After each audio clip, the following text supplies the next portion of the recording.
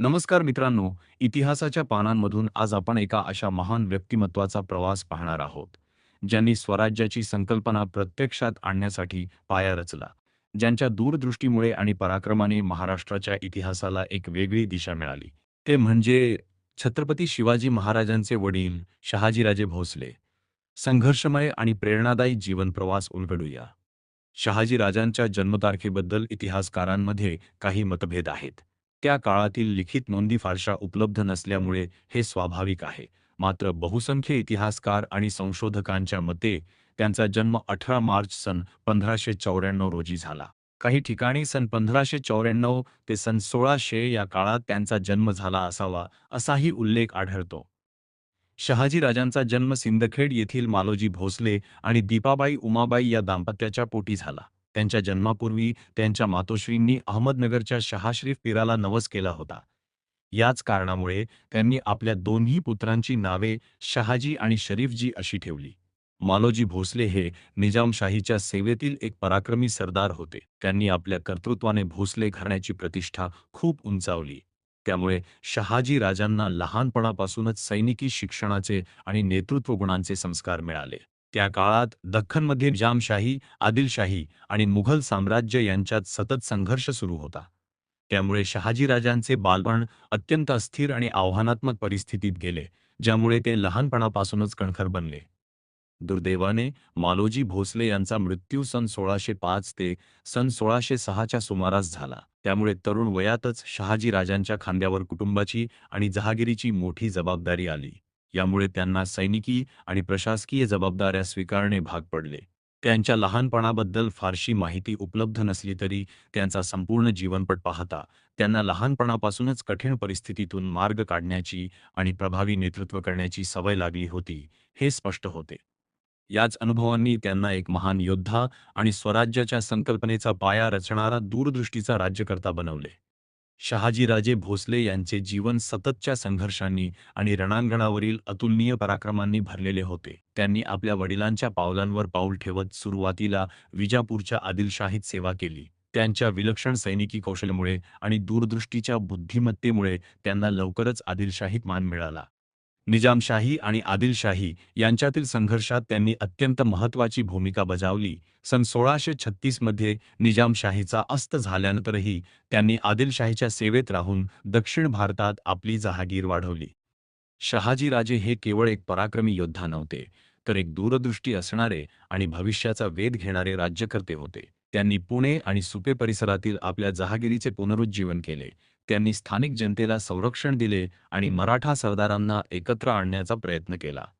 त्यांच्या या प्रयत्नांमुळेच छत्रपती शिवाजी महाराजांना भविष्यात स्वराज्य स्थापनेची मुहूर्तमेढ रोवण्यासाठी एक भक्कम पाया मिळाला. शहाजीराजांच्या धोरणांचा आणि प्रशासकीय कौशल्याचा प्रभाव शिवरायांच्या कार्यावर स्पष्टपणे दिसून येतो.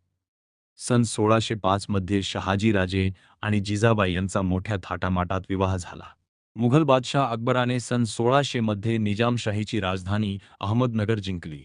मात्र या शाहीचा अत्यंत कर्तबगार वजीर मलिक अंबर याने दौलताबादजवळ खडकी येथे नवीन राजधानी स्थापन करून मुघल फौजांशी आपला संघर्ष सुरूच ठेवला. दरम्यान अकबर मरण पावला. त्यानंतर जहांगीरने आपला सेनापती शहानवाज खान याला निजामशाहीवर पाठवले. या शहानवाज खानाची आणि मलिक अंबरची लढाई झाली, ज्यात मलिक अंबरचा पराभव झाला आणि त्याला दौलताबादच्या किल्ल्यात आश्रय घ्यावा लागला. तरीही मुघलांशी तात्पुरता तह करून आपली सत्ता टिकवून ठेवण्यात तो यशस्वी झाला होता. मलिक अंबर निजामशाहीसाठी जो संघर्ष करत होता, त्यात लखुजीराव जाधव, गणोजी नाईक, मालोजीराजे आणि विठोजीराजे भोसले तसेच त्यांच्यानंतर शहाजीराजे आणि विठोजीराजांचे पुत्र यांनी मोलाची साथ दिली. परंतु खंडागळे नावाच्या सरदाराच्या हत्तीने केलेल्या दंगलीवरून जाधव आणि भोसले या दोन घराण्यांमध्ये मोठी चकमक झाली. या चकमकीत लखुजीरावांचा मुलगा दत्ताजी आणि शहाजीराजांचा चुलत भाऊ संभाजी हे मारले गेले. खुद्द शहाजीराजेही जखमी झाले. याच घटनेमुळे लखुजीराव आणि शहाजीराजे यांच्यातील संबंधात कटुता निर्माण झाली. निजामशहाने शहाजीराजांची बाजू घेतल्यामुळे लखुजीराव थेट मुघलांच्या सेवेत रुजू झाले. मुघल बादशहाने लखुजीरावांना मोठी मनसबदारी देऊन त्यांचा सन्मान केला. लवकरच मुघल फौजा पुन्हा एकदा निजामशाहीवर चालून आल्या आणि यावेळी आदिलशाही फौजाही मुघलांना येऊन मिळाल्या. मलिक अंबरने आपल्या गनिमी काव्याने या दोन्ही फौजांना हैराण केले आणि शेवटी भातोडी येथे या संयुक्त फौजांचा दारुण पराभव केला. या लढाईमध्ये शहाजीराजांनी आपल्या पराक्रमाची शर्थ केली आणि दक्षिणेच्या राजकारणात ऑक्टोबर सन 1624 आपल्या तेजस्वी कारकिर्दीचा शानदार शुभारंभ केला. या युद्धात दोन्ही बाजूंचे अनेक सरदार मारले गेले. आदिलशाही सेनापती मुल्ला मुहम्मद, शहाजीराजांचे बंधू शरीफजी यांसारखे अनेक सेनानी रणांगणावर धारातीर्थी पडले. अनेक उमराव कैद झाले. शहाजीराजांनी अनेकदा सत्ताधाऱ्यांच्या विरोधात जाऊन प्रसंगी त्यांच्याशी संघर्ष करून आपले स्वतंत्र अस्तित्व निर्माण करण्याचा प्रयत्न केला. त्यांनी निजामशाही वाचवण्यासाठी अतोनात प्रयत्न केले. निजामशाहीच्या अस्तानंतरही त्यांनी आदिलशाहीत आपला प्रभाव कायम ठेवला. त्यांच्या या धोरणी वृत्तीमुळे आणि पराक्रमी स्वभावामुळे त्यांना दक्षिण भारतात एक महत्त्वाचे स्थान मिळाले. जेव्हा शिवाजी महाराजांनी स्वराज्याची स्थापना करण्यास सुरुवात केली, तेव्हा आदिलशाहीच्या भीतीने शहाजीराजांना उघडपणे त्यांना पाठिंबा देणे शक्य नव्हते. उलट त्यांनी शिवाजीराजांच्या या कृतीशी आपला काहीही संबंध नाही, असे आदिलशहाला कळवले होते. तथापि आपण जे करू शकलो नाही, ते आपला पुत्र करत असल्याचे पाहून त्यांना आतून खूप आनंद होत होता. त्यांच्या मनात आपल्या पुत्राबद्दल अभिमान होता. शिवाजी महाराजांनी अफजलखानाचा वध करून आदिलशाही फौजांना धूळ चारली. त्यामुळे आदिलशहाने त्यांच्याशी वाटाघाटी करण्यासाठी शहाजीराजांना महाराष्ट्रात पाठवले. महाराष्ट्रात आल्यानंतर त्यांना आपल्या पुत्राची अतुलनीय कामगिरी पाहून खूप आनंद झाला. शिवाजीराजे आणि जिजाऊंची अनेक वर्षांपासून शहाजीराजांशी भेट झाली नव्हती. त्यामुळे त्यांच्या आगमनाने सर्वांनाच मोठा आनंद झाला.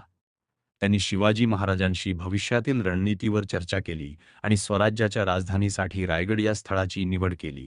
त्यानंतर सन 1663च्या सुरुवातीला ते पुन्हा कर्नाटकात परतले. यावेळी शिवाजी महाराजांनी आदिलशाही मुलुखावर हल्ला न करता मुघलांविरोधात आदिलशहांना मदत करण्याची ग्वाही दिली. महाराष्ट्रातून कर्नाटकात परतल्यानंतर अली आदिलशाहीने शहाजीराजांना बेदनूरच्या राज्यावर स्वारीसाठी पाठवले. बेदनूरच्या नायकाला शरण आणून ते बंगळुरूकडे परत येत होते. शिमोगा जिल्ह्यातील होदिगेरे येथे त्यांचा मुक्काम होता. या मुक्कामात ते शिकारीसाठी बाहेर पडले.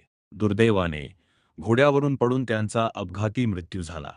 महाराष्ट्रात ही बातमी पोहोचली तेव्हा शिवाजीराजे नुकतेच सुरतेच्या स्वारीवरून परतले होते. जिजाबाईंनी सती जाण्याची तयारी केली, पण शिवाजी महाराजांनी त्यांना यापासून परावृत्त केले. शहाजीराजांना आदिलशहाकडून बंगळूरची जहागीर मिळाली होती. त्यामुळे तेच त्यांच्या जहागीरचे प्रमुख केंद्र बनले होते. त्या शहराची वाढ त्यांच्या कारकिर्दीपासूनच सुरू झाली. शहाजीराजांनी बंगळूरमध्ये राजदरबारी थाट निर्माण केला होता.